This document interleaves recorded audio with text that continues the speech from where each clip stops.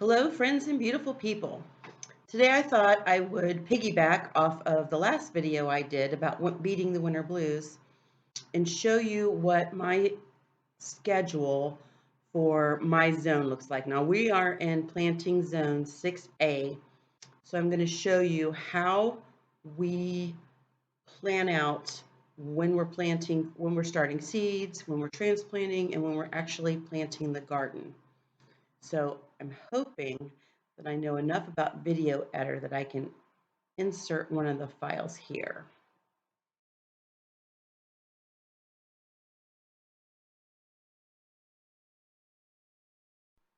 All right, so hopefully that worked. What we do is, if you saw on the sheet, we have separated it out into 4 columns. One is starting seeds, one is transplanting, one is direct sow, and one is miscellaneous projects.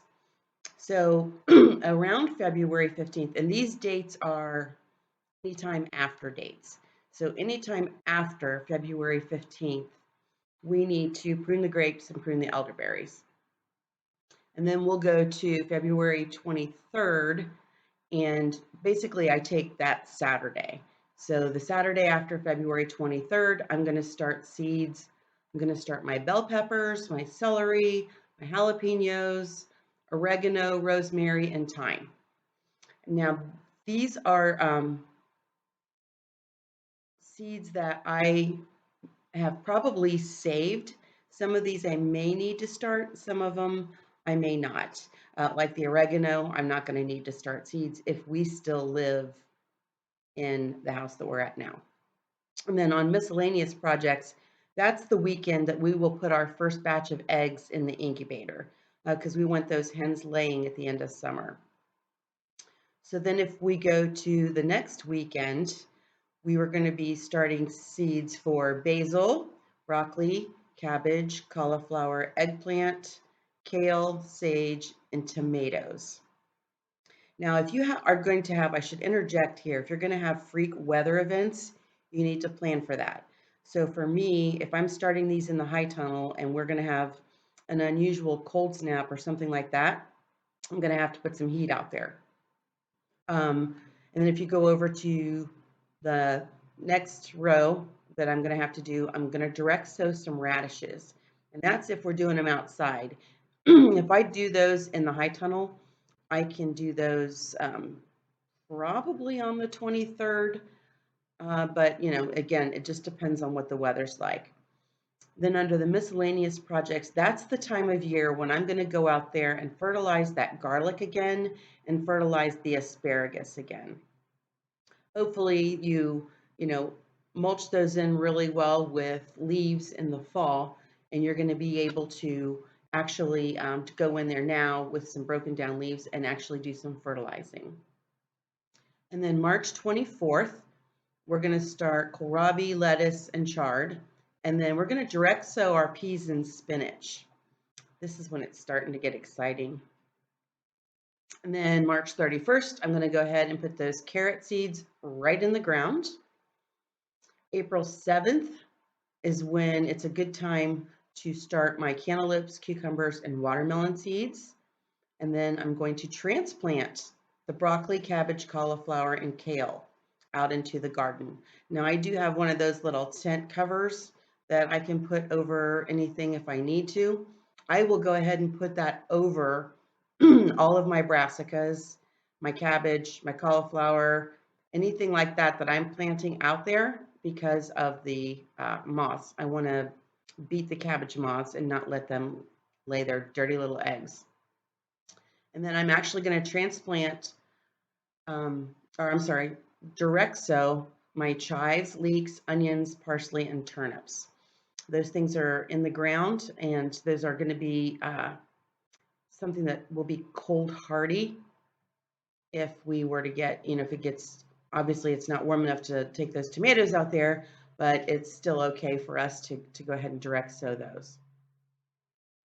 April 14th, I'm going to start my pumpkins from seed. I'm going to transplant the kohlrabi and the chard.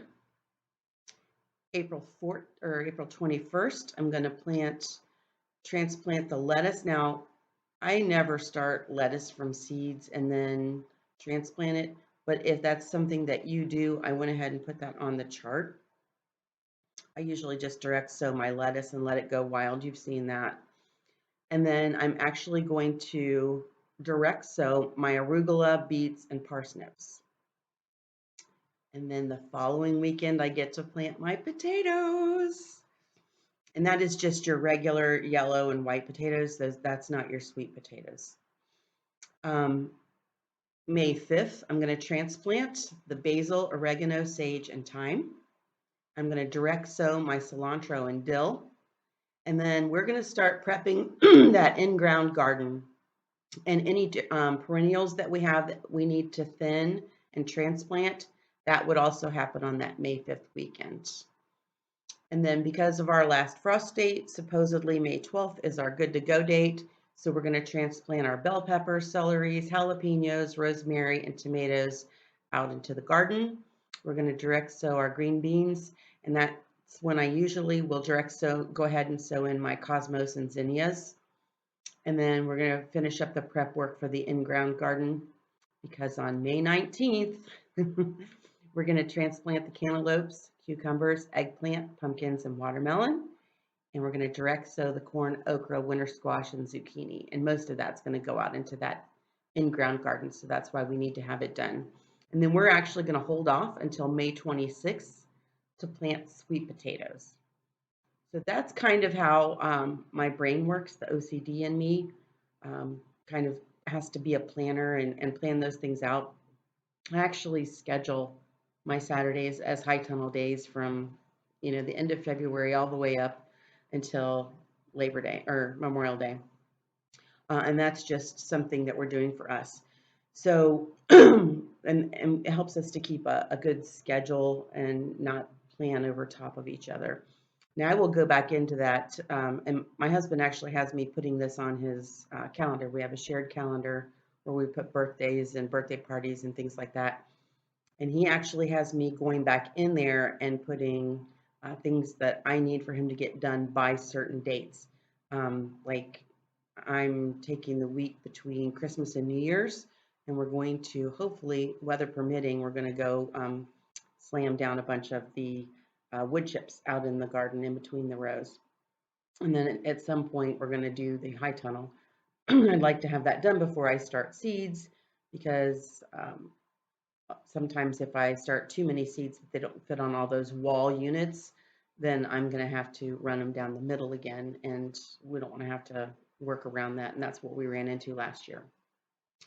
So hopefully this will get you motivated and give you something to do after you're done with all of your Christmas, and I hope you have a Merry Christmas. Ours is tomorrow, so we're having a big Sunday dinner with all the kids, and today I'm going to do a little bit of baking before Puddin' Pop's birthday party tonight. Until next time, friends, be blessed and be a blessing.